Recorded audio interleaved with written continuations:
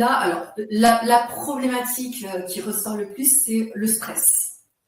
Donc, on va retrouver une petite pratique. Alors, dans cette boîte à ressources, en fait, je me suis organisée autour de pratiques énergétiques, mais aussi des pratiques plus corporelles, ou qui vont traiter de tout ce dont on a besoin dans la vie, mais aussi de pratiques qui vont être plus de l'ordre du coaching, qui vont plus s'adresser au mental. Mais alors, par exemple, le stress, c'est une petite pratique corporelle et qui est importante parce que en très peu de minutes, on peut la mettre en œuvre, faire baisser le stress. Et je veux dire, c'est où que l'on soit. Et c'est ça l'intérêt pour moi.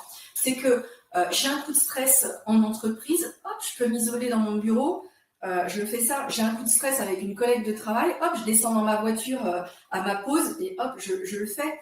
Je suis étudiant, j'ai un coup de stress, hop, je peux le faire avant un examen. En fait, c'est l'intérêt de la petite ressource, par exemple, rapide.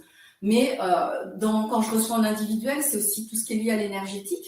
Donc, ça va être les manques de vitalité, ou ça va être le manque d'ancrage, par exemple. Je vais avoir les personnes qui ont des difficultés à prendre soin d'elles, donc à avoir l'idée de ce qu'elles pourraient s'offrir comme ressources pour prendre soin d'elles.